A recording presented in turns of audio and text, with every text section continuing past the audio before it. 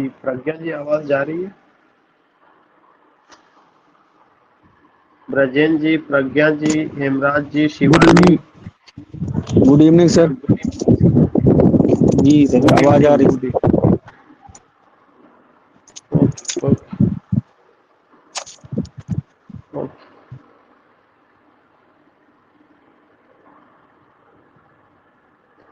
Now we have Vinod ji, Neha. So without delaying, because already I dropped the message, uh, let me record this session. I just want to tell to all of you today what I have. Today I have a beautiful sheet. हमारे पास आज एक खूबसूरत sheet है और उस sheet में हमने कुछ क्वेश्चंस रखे हुए हैं जो बहुत ही इम्पोर्टेंट है मेरी अपनी नज़र में, और उसको मैंने खुद से तैयार किया और एक्सप्लेनेटरी पैटर्न पे बनाया। और इसी को लेकर के हमारी एक टेस्ट सीरीज का एक पूरा बुकलेट आने वाला है मार्केट में बहुत जल्दी, टीजीटी और पीजीटी के लिए। तो उसमें एक में ही टीजीटी पीजीटी का होगा। टीजीटी के जो क्वेश्चंस होंगे वो अलग होंगे, पीजीटी के अलग होंगे। उसमें केवल मैं लिटरेचर को ही लेकर के मैं बात करूंगा, तो बहुत जल्दी मैं उसको लॉन्च करने वाला हूँ। Now let me share this session.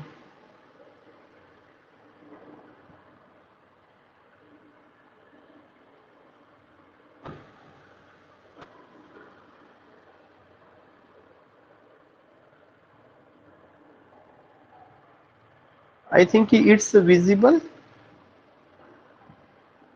You can yes respond sir. me. Yes, yes sir. Sir. Now you find कि it's टेस्ट सीरीज नंबर 14 और स्पेशली विक्टोरियन एज को लेकर के बात की गई है।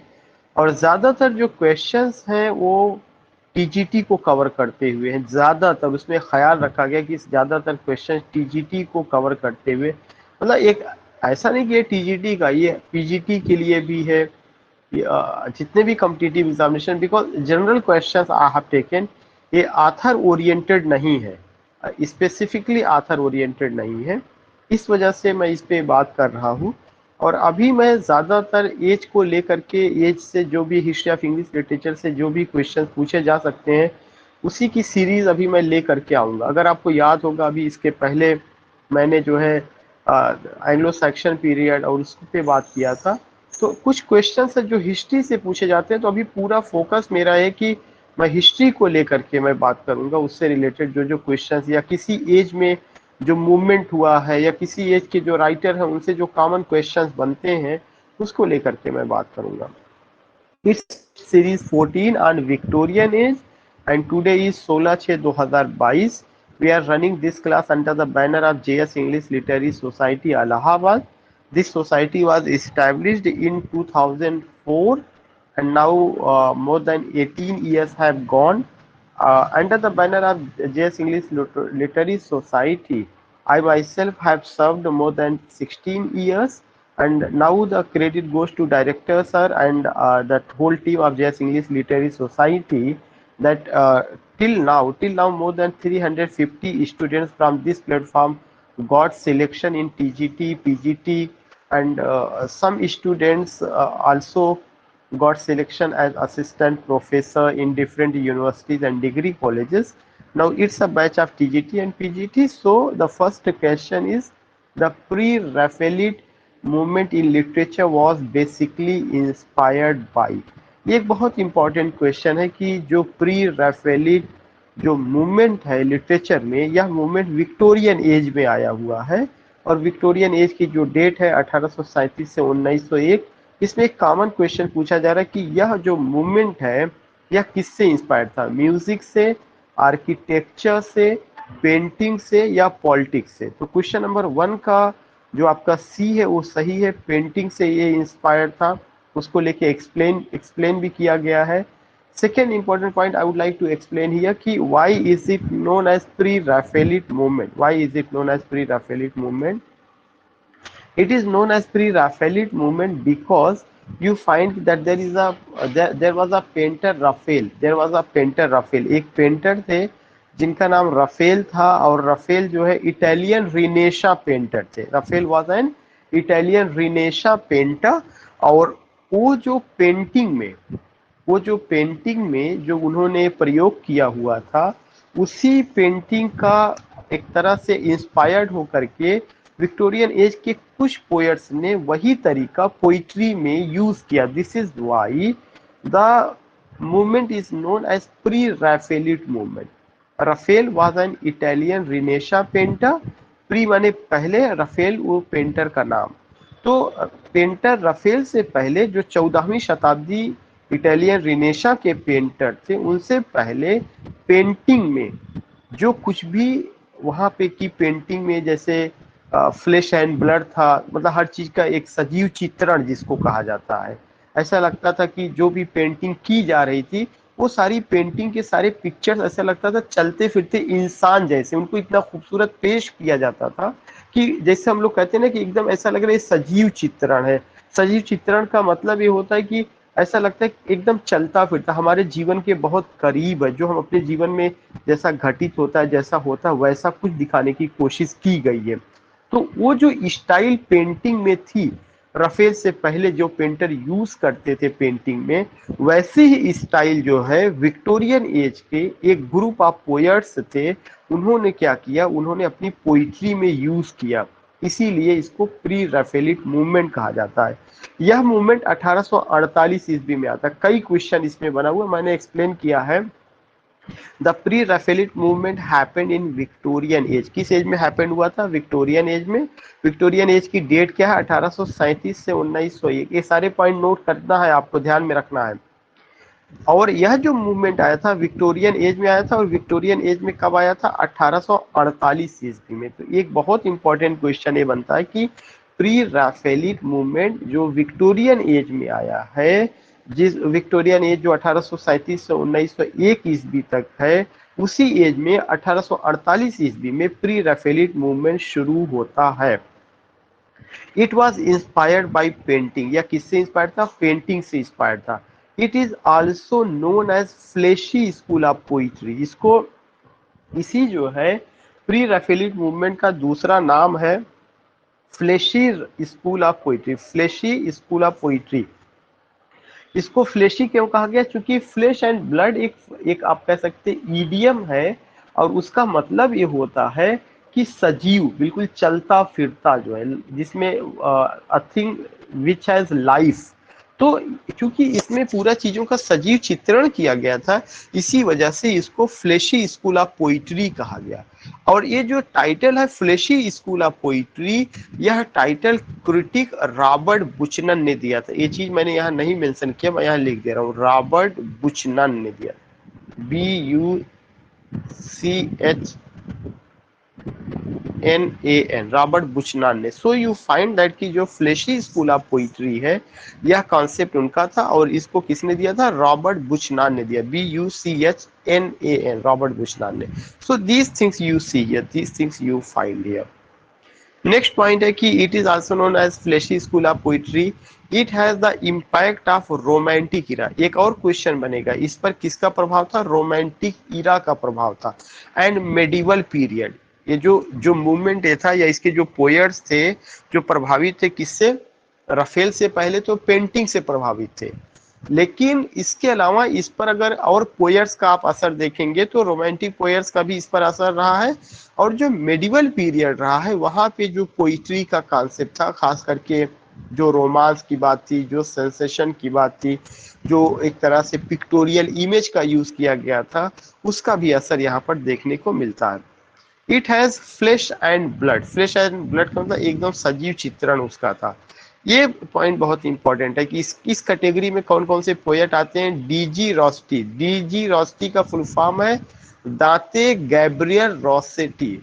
दांते, डी से Dante, DANTE, Dante Gabriel, GABRIEL, Gabriel Rossetti, ROSSETI।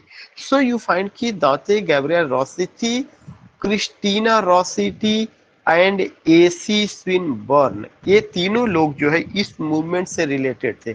अब आप खुद देख लीजिए कि आपको मैंने केवल एक क्वेश्चन लिया, लेकिन उस क्वेश्चन के बारे में मैंने पूरा डिटेल इंफॉर्मेशन जो है आपको प्रेजेंट किया। मैं नहीं कहता कि this think is going to be done by Shamim. हो सकता है कि और लोग भी करें, लेकिन और लोग आएंगे जो और प्लेटफॉर्म है, ज्यादातर उस प्लेटफॉर्म पे यही होता है कि वो आपको क्वेश्चन कहेंगे, उसके बाद कहेंगे किससे प्रभावित था, पेंटिंग से प्रभावित था।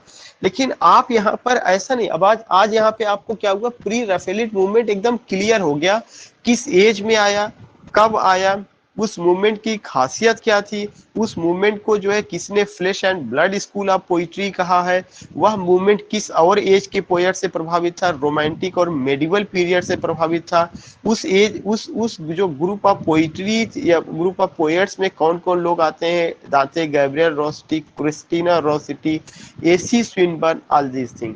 क्योंकि मेरा एक टारगेट है कि एनी हाउ मैं जो है जितना भी काम है टेस्ट सीरीज का, जो भी काम है, मैं लास्ट टाइम पे नहीं कराना चाहता हूँ। पैरेलल बिल्कुल टेस्ट सीरीज चलेगी, क्योंकि लास्ट बार अगर मैं टेस्ट सीरीज पैरेलल चलाया होता तो कम से कम हमारे 10 बच्चे और सिलेक्ट होते, और इसका मुझे बहुत ही अफसोस रहा है, बहुत ज्यादा। कुछ बच्चों का मेरे दो एक एक क्वेश्चन से रुका। तो मैं नहीं कहता कि I am admiring myself, लेकिन मेरा ये कि आई एम मच पैशनेट कि anyhow you have to get selection. क्योंकि आपको नौकरी मिलेगी तो जितना आपको खुशी होगी, आपके पेरेंट्स को होगी, शमीम बहुत खुश होंगे, क्योंकि हम हमारा नेम आपसे जुड़ चुका है। इसीलिए कभी कभार मैं उस दिन आपको थोड़ा सा मैंने means angry tone I used, लेकिन ये चीजें हैं। और एक चीज ये भी है कि अब मैं वॉच ये करूंगा कि जो लोग लाइव नहीं है, ठीक है लाइव नहीं है, हो सकता है दिक्कत हो, लेकिन मैं ये जरूर वॉच करूंगा कि जिन लोगों ने लेक्चर को नहीं देखा होगा उनसे मैं हाथ जोड़ के रिक्वेस्ट करूंगा अपना पैसा वापस लें और हमारे प्लेटफॉर्म को छोड़ दें। तो ये मेरी उनसे इल्तजा होगी और रिक्वेस्ट होगी। कल से ही मैं ये काम शुरू कर दूंगा, आज का मैं देखने के बाद, क्योंकि मैं नहीं चाहता कि हम जो भी आए बस उनका सिलेक्शन होना चाहिए, नहीं आओ। तो ये एक क्वेश्चन था जो मैंने आपको किया। दूसरा चीज जो है, एक और पॉइंट है जो यहाँ पे आपको समझना है। दूसरा क्वेश्चन ये है कि in which year was the pre Raphaelite brotherhood establish. Pre Raphaelite brotherhood कब इस्टेब्लिश हुआ, ये आप बताएंगे। अभी मैंने डिस्कस किया, आप इसको बताएंगे। सर 1848 में। 1848, गुड, 1848 में प्री रैफेलिट ब्रदरहुड जो है कब स्टैब्लिश हुआ था, 1848 में। अब इसको और एक्सप्लेन करने की जरूरत नहीं, जिसका मतलब क्वेश्चन 1 और 2 दोनों एक दूसरे से रिलेटेड है। और अगर आप लास्ट ईयर का या उसके पहले के क्वेश्चन पेपर्स पलटेंगे तो आपको ये देखने को मिलेगा कि ये सबका सा। और जो लोग डीएसएसबी की तैयारी कर रहे हैं वहां पे ये क्वेश्चन पूछे जा चुके हैं, दिल्ली सबऑर्डिनेट बोर्ड में एक क्वेश्चन पूछे जा चुके हैं। सो आपको ये ध्यान में रखना है कि प्री रैफेलिट ब्रदरहुड कब आया है, 1848 ईस्वी में आया हुआ है। क्वेश्चन नंबर 3 है the expression Victorian compromise is first used. ये क्वेश्चन विक्टोरियन कंप्रोमाइज तो मैंने सुना था, लेकिन इसको यूज करने वाले आदमी का नाम मैं खुद मिस कर गया था। मेरी नजर में ये बहुत इंपॉर्टेंट क्वेश्चन है। क्यों? क्योंकि जो विक्टोरियन एज है, हम लोग ये कहते हैं कि it was an age of compromise between science and religion. तो मैं एक चीज यहाँ पे और एक्सप्लेन करना चाहता हूँ। अगर कभी कोई ये कहता है कि विक्टोरियन कंप्रोमाइज का क्या मतलब है, तो विक्टोरियन कंप्रोमाइज का जो मतलब है वो केवल यही मतलब है कि टेनिसन ने क्या किया था, साइंस और रिलीजन के बीच में कंप्रोमाइज किया था। क्यों? कारण है कि Victorian age was the age of science, industrialisation, urbanisation, conflict between science and religion. तो विक्टोरियन एज जो था, it was an age of doubt, dispute and distraction. ये बड़ी कॉमन सी बात है। जो डाउट, डिस्प्यूट और डिस्ट्रैक्शन है, ये बात किसने कही है? मैथ्यू ऑर्नाल्ड ने कही हुई है। अब होता क्या है कि जो विक्टोरियन एज था, उस विक्टोरियन एज में कुछ लोग ऐसे थे जो साइंस में बहुत ज्यादा यकीन करते थे और उधर ही जा रहे थे या उधर ही भागने की कोशिश कर रहे थे। एक ऐसा ग्रुप था जो कि क्या करता था, रिलीजन में विश्वास करता था। तो इस तरह का जो डायलेमा है, एक कॉन्फ्लिक्ट की स्थिति पैदा हो गई थी। तो टेनिसन चूंकि उस एज के रिप्रेजेंटेटिव पोएट थे। रिप्रेजेंटेटिव पोएट वह पोएट होता है जो सोसाइटी की आवाज को उठाता है, जो सोसाइटी के जो ट्रेंड्स है, जो मूवमेंट्स है, जो चेंजेस है, उसको बुलंद करता, उस पर बेबाकी से अपनी बात को रखता है। तो Tennyson was much conscious and उन्होंने क्या किया, एक कंप्रोमाइज किया। किसके बीच में कंप्रोमाइज किया? साइंस एंड रिलीजन के बीच में। कंप्रोमाइज का मतलब एक उन्होंने बैलेंस स्थापित किया कि हमें ना तो बहुत ज्यादा साइंस को महत्व देना है और हमें बहुत ज्यादा रिलीजन में अविश्वास भी नहीं दिखाना है, बल्कि हमें गॉड, रिलीजन, एथिक्स, जो रिलीजियस इंस्टीट्यूशंस है, चर्च है, जो रिलीजियस बुक्स है, इनका महत्व तो पहले भी रहा है और इनका महत्व तो बरकरार रखना है। और कुल मिलाकर के उसी का परिणाम है कि एक समय ऐसा आता है कि अगर इंसान को अच्छा इंसान बनना है तो ये कहा जाता है कि उनके एक हाथ में साइंस होना चाहिए, साइंस मतलब साइंस की किताबें होना चाहिए, और दूसरे हाथ में रिलीजियस टेक्स्ट होना चाहिए। तभी इंसान परफेक्ट बन जाए पाएगा, तभी वो जो है प्रोग्रेस कर पाएगा। तो ये फ्रेज जो यहाँ क्वेश्चन है कि ये फ्रेज किसने यूज किया है, ये फ्रेज जो है आपका जीके चेस्टरटन ने यूज किया हुआ है। तो क्वेश्चन नंबर 3 आप देखते हैं कि the expression Victorian compromise was used by whom? It was used by GK Chesterton. लेकिन विक्टोरियन कंप्रोमाइज क्या है, विक्टोरियन कंप्रोमाइज कैसे टेनिसन से रिलेटेड है, क्यों केवल विक्टोरियन एज को ही कहा जाता है विक्टोरियन कंप्रोमाइज, और विक्टोरियन एज जो कंप्रोमाइज हुआ था किसके किसके बीच हुआ था, साइंस एंड रिलीजन को लेकर के, रिप्रेजेंटेटिव पोएट कौन होता है, ये एक जो है हिस्ट्री ऑफ इंग्लिश लिटरेचर के इतने कॉमन क्वेश्चंस हैं कि यू कांट से कि it's for TGT, it's for PGT, it's for UGC NET, या it's for you can say DSSB, KVS, NVS. No, not at all. It's for everyone, and these questions have been asked in all the examination. Therefore, we all have to assimilate it. तो मुझे लगता है कि आपको Victorian compromise का concept समझ में आ गया, but again I would like to explain. जो विक्टोरियन एज है उसके लिए 3-4 पॉइंट आपको हमेशा ध्यान में रखना है कि it was an age of compromise between science and religion. It was an age of conflict between science and religion. It was an age of conflict between capitalism पूंजीवाद and socialism. अगर याद होगा कि कार्ल मार्क्स और Frederick angel जिन्होंने समाजवाद का नारा दिया था, जो सोशलिज्म की हम बात करते हैं, वो लोग भी जो है क्या हुआ, विक्टोरियन एज में ही आए हुए हैं। 1848 ईस्वी में कम्युनिस्ट मैनिफेस्टो आता है, जो कि एक तरह से क्या है कि मैनिफेस्टो था किसका, मार्क्सिज्म का या कार्ल मार्क्स का। I just want to tell you कि एक कुछ बेसिक पॉइंट्स है। विक्टोरियन एज को किसने डाउट, डिस्प्यूट और डिस्ट्रैक्शन कहा है? मैथ्यू आर्नोल्ड ने कहा है। विक्टोरियन एज के जो ऑप्टिमिस्टिक पोएट है रॉबर्ट ब्राउनिंग है, उनको किंग ऑफ ड्रामेटिक मोनोलॉग कहा जाता है। विक्टोरियन एज के जो पेसिमिस्टिक पोएट हैं वो कौन है? मैथ्यू आर्नोल्ड है, उनको एलिजाइक पोएट भी कहा जाता है। विक्टोरियन एज के जो आपके जो है मेलियोरिस्टिक पोएट है वो कौन है? हार्डी है, टॉमस हार्डी को मेलियोरिस्टिक। अब मेलियोरिज्म क्या होता है? जिसमें ऑप्टिमिज्म और पेसिमिज्म दोनों देखने को मिलता है, जहाँ पे दुख और सुख, अगर पोयम की शुरुआत सारोफुल टोन से हो रही है तो उसका एंडिंग जो होगा हैप्पी टोन से होगा या मेलोडियस टोन से होगा। इस तरह का कॉन्सेप्ट आपको हार्डी की पोयम में देखने को मिलता है। दूसरा चीज की जब आप विक्टोरियन एज की बात करते हैं तो वो एज इंडस्ट्रियलाइजेशन का एज है, मैकेनाइजेशन का एज है, अर्बेनाइजेशन का एज है, शहरी जिंदगी का एज है, टेक्नोलॉजी का एज है। तमाम तरह की इंडस्ट्रीज वगैरह लगाई गई थी, गांवों से शहरों की ओर मजदूर पलायन करके नई बस्तियां देखने को मिलती थी, बसाई जा रही थी। लेकिन आपसी रिश्ते खत्म हो रहे थे, पैसे के चक्कर में आपस में लोगों में बड़ा गैप हो चुका था। वही गैप क्या है? Gap between capitalism and socialism, पूंजीवाद और समाजवाद के बीच वो गैप देखने को मिलता है। इसके अलावा भी आपको ये देखने को मिलेगा कि जो विक्टोरियन एज है वह नावल के लिए फेमस था, रीजनल नावल के लिए, जिसमें हार्डी का एक नाम आता है, जिनके नावल की सेटिंग वेसेक्स नाम की जगह पर है। जो आपका विक्टोरियन एज है नावल के रूप में, एक और नावल आपको रियलिस्टिक नावल या नावल ऑफ रिफॉर्मेशन जो चार्ल्स डिकेंस का है, जिसमें जो है चाइल्डहुड साइकोलॉजी देखने को मिलती है। और इसके अलावा विक्टोरियन एज जो था वो सिल्वर फॉक नावल के लिए भी फेमस रहा है, जिसका एक बड़ा नाम लिटन स्ट्रेची का नावल रहा है। विक्टोरियन एज में पोइट्री आपका रहा है, लेकिन विक्टोरियन एज नावल के लिए ज़्यादा इंपॉर्टेंट था। प्रोज में भी जॉन रस्किन वगैरह बड़े नाम है प्रोज राइटर्स में। तो एक जनरल वे में मैंने आपको बताया कि कैसे आप विक्टोरियन एज को समझ सकते हैं। तो I just want to tell you कि क्या ये पॉइंट क्लियर हो गया जो विक्टोरियन एज को लेके मैं बात कर रहा था, क्या ये चीज क्लियर हो गया? क्लियर है sir.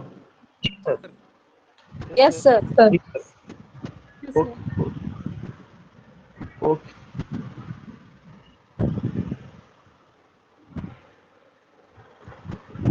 You find here GK Chesterton. So now the next question, जो next question है इसमें थोड़ा सा वो हो गया, कोई देखेगा बाद में तो कहेगा कहाँ से पेंटिंग का क्या क्या लगा हुआ। एक्सप्लेन हो गया है, उसमें कोई ऐसा चीज नहीं है यहाँ पे। नाउ द नेक्स्ट क्वेश्चन जो है वो आपका क्या है, Who among the following writers is known as the queen of crime? इतना नया क्वेश्चन है कि मैं खुद सरप्राइज था जब मैं इसे बना रहा था। तो आई माई सेल्फ वॉज सरप्राइज कि कैसे कैसे क्वेश्चन बनता है और आदमी के अंदर कितना डीप लर्निंग होना चाहिए, जो भी रिसोर्सेज हो उसको वो मिलना चाहिए। और द क्वीन ऑफ लर्निंग को जब मैंने एक्सप्लेन करना उसको शुरू किया तमाम हेल्प लेकर के, तब मुझे समझ में आया कि क्वीन ऑफ क्राइम क्यों कहा गया उनको जो है। तो इनमें से किस राइटर को क्वीन ऑफ क्राइम कहा जाता है? सीधे सीधे आंसर पे आते हैं, बी को कहा जाता है। बी में किसका नाम है? आगाथा क्रिस्टी का नाम है। इनको क्वीन ऑफ क्राइम क्यों कहा जाता है? क्योंकि जो क्वीन ऑफ क्राइम है आगाथा क्रिस्टी, ये डिटेक्टिव नॉवलिस्ट रही है। कौन सी नॉवलिस्ट रही है? डिटेक्टिव नॉवलिस्ट रही है। इनके नावल में जो है क्राइम को लेकर के डिटेक्शन होता है, डिटेक्ट करते हैं, इसी वजह से इनको क्या कहा गया? क्वीन ऑफ क्राइम कहा गया। तो अगर कभी भी क्वेश्चन आता है कि इनमें से कौन क्वीन ऑफ क्राइम है, आगाथा क्रिस्टी है। और मैंने बताया आगाथा क्रिस्टी, ये चीज आप देख रहे हैं, हर full name was Agatha Mary Clarissa Christie. उनका पूरा जो नाम था वो क्या था? Agatha Mary Clarissa Christie, Lady Malovan, Lady Malovan DBE was an English writer. So you can just understand, यहाँ से लेकर यहाँ तक इनका नाम इंग्लिश राइटर रही हैं। Known for her 66 detective novels, उनका जो नावल है 66 डिटेक्टिव नॉवेल्स और 14 शॉर्ट स्टोरीज कलेक्शन उनका रहा है। Particularly those revolving around fictional detectives, जिसमें वो जासूसी वगैरह का चीज देखती हैं, फिक्शनल डिटेक्टिव रहा है।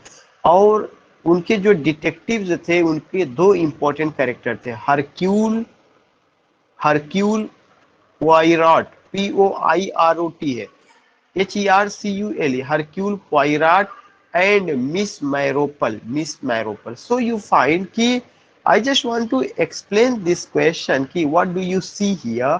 यू सी हियर कि the queen of crime Agatha Christie, you find कि क्यों detective novel, 66 novel, 14 short stories का कलेक्शन, और उनका दो character Hercule Hercule Poirot and Miss Marple, ये रहा है।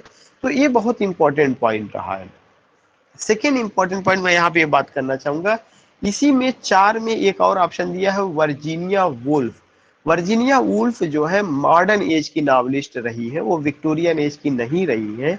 और वर्जीनिया वुल्फ की खासियत ये रही है कि वर्जीनिया वुल्फ ने जो भी नावल लिखा उसमें उन्होंने स्ट्रीम ऑफ कॉन्शसनेस थियरी को अप्लाई किया। और वह जो थियरी अप्लाई करती है एक ऐसा theory, stream of consciousness technique, जो विलियम जेम्स ने दिया था। इसको लेके मैंने कई बार पिछली टेस्ट सीरीज में मैंने बातें की थी। विलियम जेम्स ने उसको दिया था, और विलियम जेम्स और इनका मतलब उन्होंने जो अप्लाई किया तो उनके नावल में फेमिनिज्म है, औरतों के अधिकारों को लेकर की बात की है।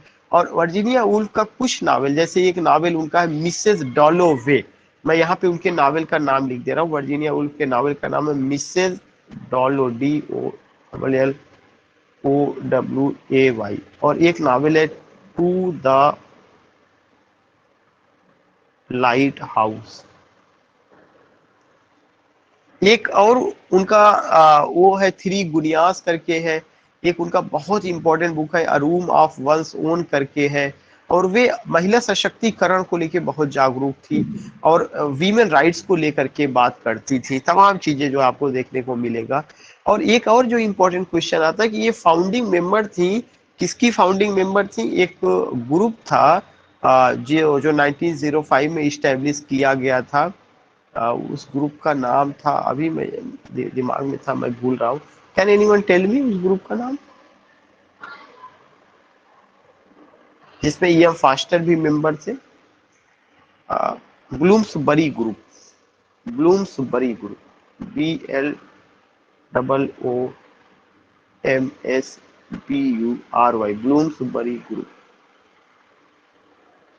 सो यू फाइंड कि ये ग्रुप था, और इस ग्रुप की स्थापना 1905 ईस्वी में हुई थी। इसकी स्थापना में किसका योगदान रहा है? इसकी स्थापना में दिस लेडी का योगदान रहा है, जिसका हम लोग बात कर रहे हैं, वर्जीनिया वुल्फ का।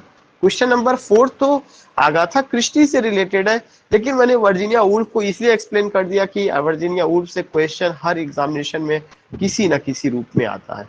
तो क्या क्वेश्चन नंबर 4 क्लियर हो गया? Yes sir. Yes, sir. Yes, sir. Now you find question number 5 है, Queen Victoria's reign after the Victorian period is named span। जो क्वीन विक्टोरिया है उनके नाम पर विक्टोरियन एज पड़ा, इसकी डेट क्या है? 1837 1901। ये बहुत कॉमन क्वेश्चन है, हर आदमी को पता होना चाहिए, पता भी है, लेकिन कभी कभार हम भूल जाते हैं। क्वीन विक्टोरिया 1837 में गद्दी पर बैठती हैं, 1901 ईस्वी में उनकी मौत हो जाती है। इस वजह से उतना ही स्पान, उतना ही पीरियड विक्टोरियन एज के नाम से जाना जाता है। दूसरा चीज है कि विक्टोरियन एज से और क्या क्या क्वेश्चन पूछे जाते हैं। एक डेट पूछी जाती है 1832। 1832 में क्या हुआ था? First reform bill, first reform bill pass किया गया था ब्रिटिश पार्लियामेंट में। रिफॉर्म बिल का मतलब यहाँ पे क्या मतलब है? यहाँ पे ये मतलब है कि जो गरीब थे उनकी गुर्बत को लेकर के, उनके जो है इकोनॉमिक कंडीशन को बेहतर करने के लिए, उनके जीवन स्तर को सुधारने के लिए, और प्लस जो वर्कर्स थे फैक्ट्री में उनके काम के घंटों को निर्धारित करने के लिए एक रिफॉर्म बिल पेश किया गया ब्रिटिश पार्लियामेंट में। सरकार के द्वारा ये प्रस्ताव लाया गया था, इसलिए यह एक ऐतिहासिक कदम माना जाता है कि सरकार जो है डेमोक्रेटिक थी और वह कैसे जो है उस चीज को लेकर के वो थी। दूसरा इंपॉर्टेंट पॉइंट आपको जो और ध्यान में रखना है कि इसी एज में आपका कौन सा कॉन्सेप्ट आता है? इसी एज में एक और कॉन्सेप्ट आता है, उस कॉन्सेप्ट का नाम है मार्क्सिज्म। मार्क्सिज्म या आप कह सकते हैं कि कम्युनिस्ट मैनिफेस्टो का कॉन्सेप्ट आता है। और ये जो कम्युनिस्ट मैनिफेस्टो है 1848 ईस्वी, COMMUNIST, Communist Manifesto, MINFESTO, Communist Manifesto किसका वर्क है? ये वर्क है कार्ल मार्क्स का और Friedrich Engels, ENGEL, and Friedrich Engels का। ये वर्क कब आता है? 1848 में। तो विक्टोरियन एज में मार्क्सिज्म भी शुरू हो गया, तो उसी सब का असर था कि इस तरह के बिल और तमाम चीजें पेश हो रही या चीजें हो रही। So you find this thing. I just want to tell you what you have to do and how you have to learn this thing कि काफी कुछ चीजें क्लियर हो जाए। आप ये समझिए कि आप टेस्ट सीरीज नहीं सॉल्व कर रहे, आप पूरा विक्टोरियन एज का पूरा एक लेक्चर कवर कर रहे हैं, जिसमें सारे बेसिक पॉइंट जो आपके भर की जरूरत है वो सारी चीजें बताई जा रही है यहाँ पे। क्वेश्चन नंबर 6 है, which of the following writers is not a prominent expressionist writer? इनमें से कौन सा एक प्रोमिनेंट एक्सप्रेशनिस्ट राइटर नहीं? ये भी क्वेश्चन पूछा जा चुका। ये जितने पॉइंट्स बता रहे हैं, जितने क्वेश्चन बता रहे हैं, सब पूछे जा चुके हैं। इसमें से कौन सा नहीं था? सीधे आंसर में आते हैं, जॉन गार्सवर्दी नहीं है। ऊपर के जितने भी राइटर हैं वो एक्सप्रेशनिस्ट राइटर है। और एक्सप्रेशनिस्ट ड्रामेटिस्ट में एक बड़ा नाम जो है यूजीन ओनील का है, जो अमेरिकन ड्रामेटिस्ट रहे हैं। एक तो इन राइटरों में कौन कौन से? विंसेंट वॉन गॉज, एडवर्ड मंच, विंस्टन लेविस, ये सब एक्सप्रेशनिस्ट राइटर्स हैं। और एक ड्रामेटिस्ट का नाम भी आप यहीं पर लिख लीजिएगा। वो जो ड्रामेटिस्ट थे उनका नाम था American dramatist Eugene, GEN, Eugene O'Neill, NEI, American dramatist रहे।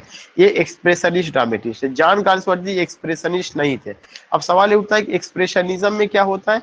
एक्सप्रेशनिज्म में जो राइटर है वह अपनी बात को एक्सप्रेस करता, अभिव्यक्त करता है, और जब वह अपनी बात को रखता है तो वो किसी तरह की जो जो एक तरह से तमाम बंधन बनाए गए हैं कि हमें ये नहीं कहना, हमें ये नहीं बोलना, जो तमाम तरह की जिसको कहा जाता है कि मर्यादा का ख्याल रखा जाए, वो सारी मर्यादाएं भूल जाते हैं। जो दिमाग में आएगा, जो मुंह पर आएगा उसको एक्सप्रेस करेंगे। उसमें मतलब डिसेंसी नहीं होगी, इनडिसेंसी होगी, इमोरलिटी होगी, लस्ट होगा, पैशन होगा, एब्यूजिंग वर्ड्स होंगे, ह्यूमिलिएटिंग वर्ड्स होंगे। इस तरह की तमाम चीजें हम जो है क्या करते हैं वहां पर देखते हैं। सो यू फाइंड कि एक बड़ा नाम, लेकिन जॉन गाल्सवर्दी इस कैटेगरी में नहीं। जॉन गाल्सवर्दी आपके यहाँ टीजीटी में है। जॉन गाल्सवर्दी एक बड़े राइटर हैं और उनकी राइटिंग में मार्क्सिज्म का प्रभाव देखने को मिलता है। जॉन गाल्सवर्दी विक्टोरियन एज तो मैं नहीं कहूंगा, लेकिन अर्ली मॉडर्न एज की आवाज रहे हैं। वो फैक्ट्री वर्कर्स की आवाज रहे हैं।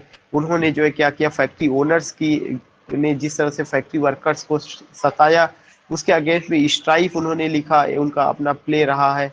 और भी तमाम उनके अपने कॉन्ट्रीब्यूशंस रहे हैं। तो एक बड़ा नाम है जॉन गाल्सवर्दी। चूंकि वो सिलेबस में है इसलिए बहुत यहाँ पे डिटेल बात नहीं करनी। आंसर मैं एक्सप्लेन दे रहा हूँ कि John Galsworthy expression, John Galsworthy आपका ये मैंने बता ही दिया। फिर मैंने बताया expressionism is a modernist movement. जो एक्सप्रेशनिज्म है यह मॉडर्निस्ट मूवमेंट है। Initially in poetry and painting, यह मूवमेंट किसमें आया था, पोइट्री और पेंटिंग में आया था। ये क्वेश्चन बनेगा इसलिए आप ध्यान में रखिएगा। एक्सप्रेशनिज्म मॉडर्निस्ट मूवमेंट है, यह मूवमेंट किसमें आया है, पोइट्री और पेंटिंग में आया हुआ है। ओरिजिनली इन नॉर्दर्न यूरोप, कहाँ पे आया था, नॉर्दर्न यूरोप में आया था। Around the beginning of the 20th century, 20वीं शताब्दी की शुरुआत में। It's a typical trait is to present the world solely from a subjective perspective. इसका मुख्य उद्देश्य था कि पूरी दुनिया की क्वालिटी को, ट्रेट का मतलब कैरेक्टरिस्टिक विशेषताएं, दुनिया की जो विशेषताएं हैं, जो खूबसूरती है, उसको सब्जेक्टिव पॉइंट ऑफ से प्रेजेंट किया जाए। सब्जेक्टिव का मतलब कि जो हम सोचते हैं, जो हमारा ख्याल, जो हमारा नजरिया है, बस उसी के हिसाब से उसको प्रेजेंट किया जाए। Distorting it radically for emotional effect, और इसको इस तरह से प्रेजेंट किया जाए कि उसमें एक इमोशनल, भावनात्मक अपील हो। In order to evoke moods और आइडियाज, लोगों के मूड्स को, लोगों के आइडियाज को कैप्चर करने के लिए भावनात्मक अपील की जाए। जैसे आजकल इंडियन पॉलिटिक्स जो है एक्सप्रेशनिज्म है, जिसके मुंह में जो भी समझ में आता है सब सब बोल देते हैं, सारा खेल भावनाओं का खेल हो रहा है। तो वहां पे एक्सप्रेशनिज्म बहुत ज्यादा हावी चल रहा है। मेरे ख्याल से क्वेश्चन क्लियर हो गया। Yes, sir. जी सर। नाउ क्वेश्चन नंबर 7 आप देखते हैं। The best known poems of Matthew Arnold are, Matthew Arnold की बेस्ट नोन पोएम्स क्यों।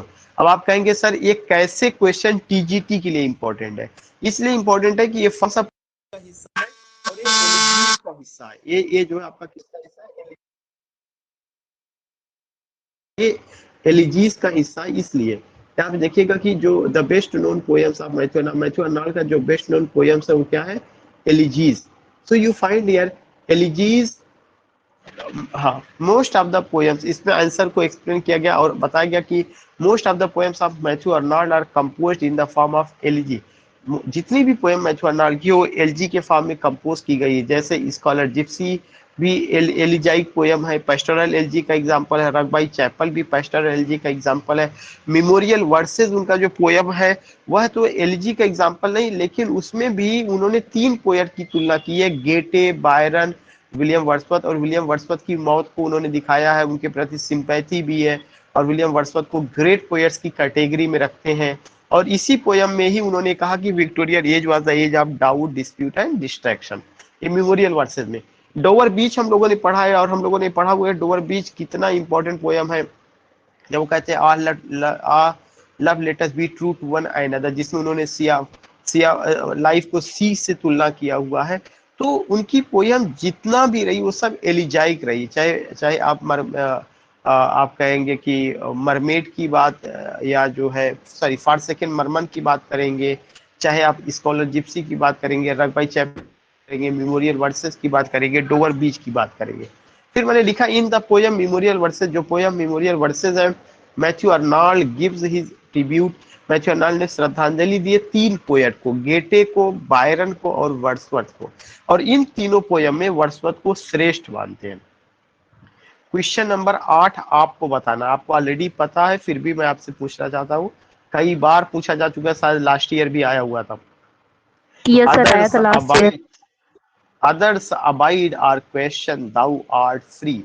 Who has said this about Shakespeare? यह स्टेटमेंट किसने शेक्सपियर के बारे में कहा है कि हमारे जो हमारा अदर्स अबाइड आर क्वेश्चन, दूसरे लोग हमारे क्वेश्चन को अबाइड करते बचते हैं। जब मैं लोगों से पूछता हूं कि शेक्सपियर कैसे हैं, आप उनके बारे में क्या जानते हैं, तो लोग हमारे क्वेश्चन का जवाब नहीं देते, वो अबाइड कर जाते हैं उसको जो है।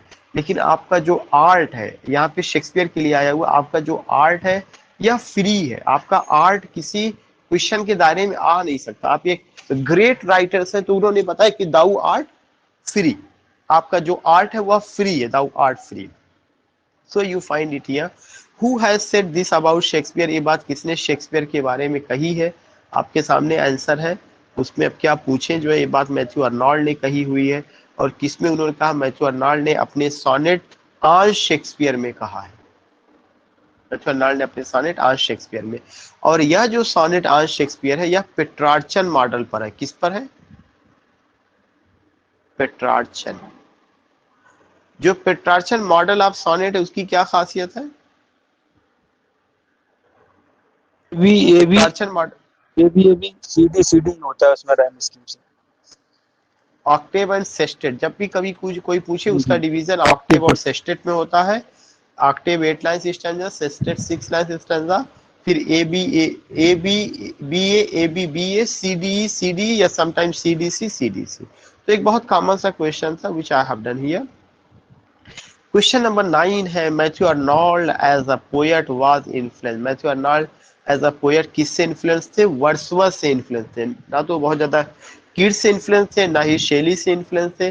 क्यों? कारण है कि मैथ्यू अर्नॉल्ड जो थे वो अपनी पोयम में नेचर का तो जिक्र करते हैं, लेकिन उनका ये नहीं मानना था कि beauty is a joy for ever. वो इसका सपोर्ट नहीं कर, उनका वो पोइट्री में एथिक्स लाना चाहते थे, कुछ मॉरल एजुकेशन देना चाहते थे। जैसा कि मॉरल एजुकेशन हमें किसकी पोयम में देखने को मिलता है? वर्ड्सवर्थ की पोयम में देखने को मिलता है। तो एक कॉमन सा क्वेश्चन है।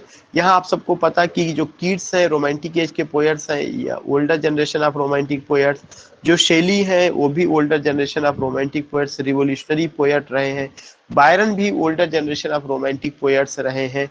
तो इन सारे लोगों के बारे में हम लोगों ने पहले भी एक्सप्लेन किया है। Tennyson was appointed poet laureate. Tennyson को पोएट लाउरिएट अपॉइंट किया गया था। कब? 1850 में। इसमें बहुत दिमाग नहीं लगाना, एक बार में रट लेना, बस आगे बढ़ जाना है। इसमें कब उनको अपॉइंट किया गया था? आफ्टर क्या? सर यंगर जनरेशन है मुझे लगता है। कौन सा? किड्स और शैली और बैरन। हाँ, यंगर जनरेशन। क्या मैंने older word use? Yes sir. Yes sir.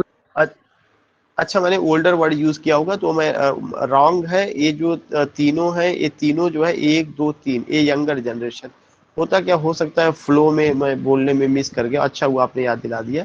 ये यंगर जनरेशन, जी से जनरेशन। क्वेश्चन नंबर 10 है, टेनिसन वाज अपॉइंटेड पोएट लाउरिएट 1850 में। इनको बनाया गया था पोएट लाउरिएट विलियम वर्ड्सवर्थ की डेथ के बाद। और विलियम वर्ड्सवर्थ को जो है पोएट लाउरिएट कब बनाया गया था? 1843 में। किसकी डेथ के बाद? रॉबर्ट सदे की। आर से रॉबर्ट, यस से साउदे। रॉबर्ट साउदे की डेथ के बाद जो है विलियम वर्ड्सवर्थ को बनाया गया 43 में, और इनकी डेथ के बाद टेनिसन को बनाया गया। तो एक पॉइंट ये भी आपका क्लियर हो गया। क्वेश्चन नंबर 11 है, who is referred as Europe sagest head physician of the iron age by Arnold. Arnold ने किस आदमी को ये कहा था कि वह यूरोप के तो सेजेस्ट हेड थे, मतलब वो तो यूरोप के जो है सबसे बुद्धिमान व्यक्ति थे जो है, और physician of the iron age, और मुश्किल घड़ी में वो सारी समस्याओं का इलाज करने वाले थे। ये बात उन्होंने, मैथ्यू अर्नॉल्ड ने किसके बारे में कही है? गेटे के बारे में कही है। किस पोयम में कही है? मेमोरियल वर्सेस में। अभी आपको मैंने बताया था कि जो मेमोरियल वर्सेस है उसमें उन्होंने 3 पोएट्स को लेकर के जिक्र किया हुआ है। मैंने निशान भी लगवाया था, परहैप्स शायद जो है यहीं कहीं पे रहा होगा। गेटे, बायरन और वर्ड्सवर्थ। या गेटे, बायरन एंड वर्ड्सवर्थ। मैं उसी पे आना चाहता था कि मैंने कहाँ पे वो बात बताई। This is the line in the poem Memorial Verses. Matthew Arnold gives his tribute to 3 poets, Goethe, Byron and Wordsworth. तो वहां से हर चीजें कनेक्ट, हर क्वेश्चन एक ना एक रूप में कनेक्ट है। इतने कॉमन क्वेश्चंस हैं, इतने इंपॉर्टेंट है कि अब वही चीजें बार बार वही वर्ड यूज किया जाएगा। तो उन्होंने ये बात किसके लिए कही, गेटे के लिए कही है। इसके साथ साथ उसमें वर्ड्सवर्थ भी है, बायरन भी है, लेकिन वर्ड्सवर्थ को उन्होंने ज्यादा महत्व दिया है। The rhyming scheme of in memoriam, जो इन मेमोरियम पोयम है उसका राइमिंग स्कीम क्या है, इसको इसलिए मैंने यहाँ पे लिया इन मेमोरियम के राइमिंग स्कीम को, चूंकि break break break In Memoriam का हिस्सा है। और जो इन मेमोरियम है वह किसकी मौत पर लिखा गया, आर्थर हेनरी हैलम की मौत पर लिखा गया है, जिनकी डेथ वियना में हुआ था। सो यहाँ पे आप ये देखते हैं कि the rhyming scheme of in memoriam, उसका जो राइमिंग स्कीम है वो क्या है, ABBA, that is D, ABBA, इसका मतलब डी। यहाँ पे बहुत ज्यादा उसका और दिमाग नहीं लगाना है। All this if you find.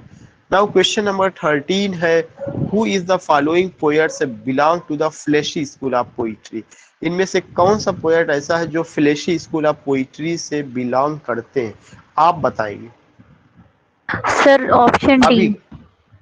Option D, DG Rossetti. अभी अभी एक क्वेश्चन वहां पे मैंने डीजी रोसेटी आपने बताया। हाँ, या प्लीज म्यूट, प्लीज म्यूट। किस आदमी ने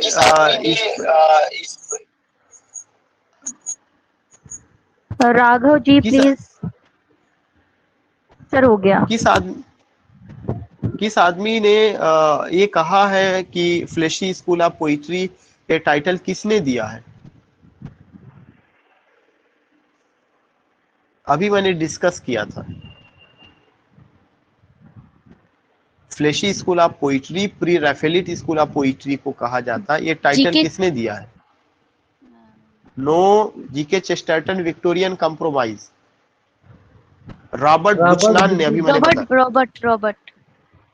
रॉबर्ट बुचनान।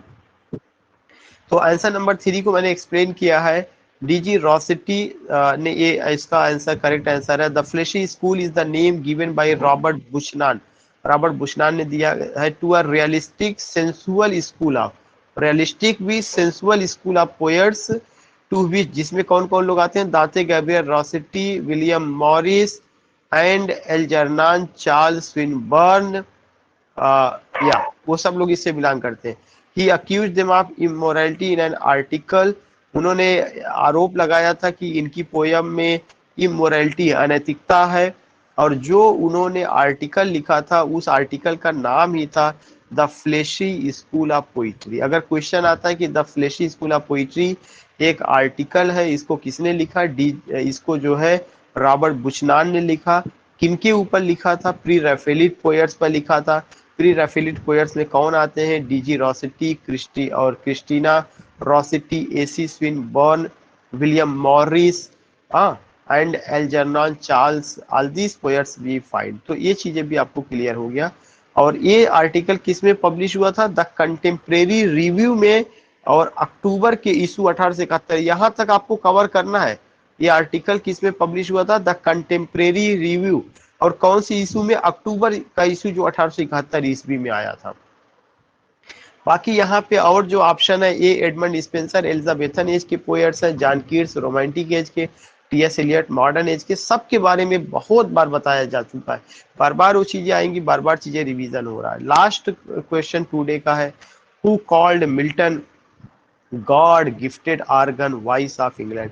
किसने मिल्टन को गॉड गिफ्टेड आर्गन और वॉइस ऑफ इंग्लैंड कहा, अर्नोल्ड ने, वर्ड्सवर्थ ने, ग्रे ने, टेनिसन ने। ये बात किसने कही है, टेनिसन ने कही हुई है।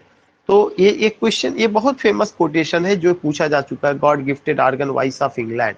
Tennyson the representative poet of Victorian age 1837-1901 got laureateship. Tennyson को लाउरियटशिप 1850 ईस्वी में मिला हुआ था, और ये रिप्रेजेंटेटिव पोएट विक्टोरियन एज के हैं। विक्टोरियन एज का ये डेट है। He compromise between science and religion, अभी हम लोगों ने बात किया था। He composed lyrics at the age of 81, ये भी क्वेश्चन पूछा जा चुका है।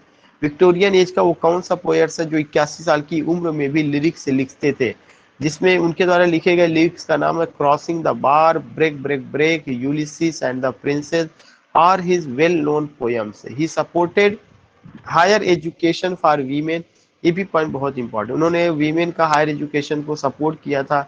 किस पोएम में, द प्रिंसेस में। ब्रेक ब्रेक ब्रेक उनका एलिजी है, आर्थर हेनरी हाइलम की डेथ पर लिखा गया है। यूलिसिस उनका ड्रामेटिक मोनोलॉग है। द प्रिंसेस उनकी लॉन्ग पोएम्स है जिसमें वो वीमेन की हायर एजुकेशन को लेकर के बात करते हैं। So in this way I have done my job and today you got not only 14 questions but I think कि more than 40 questions you got, चूंकि जिस जैसे उसका पॉइंट है जिस हिसाब से एक्सप्लेन किया गया था तो ये चीजें रही हैं। मैं फिर से ये जरूर कहना चाहूंगा कि जो लोग जो है लाइव अटेंड कर रहे हैं लोगों को जो कोई बात नहीं, लेकिन हाउ आई विल मॉनिटर कि कितने लोग ऐसे हैं जो लेक्चर को कल से उन्हें कर दिया जाए। ठीक है, कुछ आपको कहना हो यू कैन सेंड मैसेज।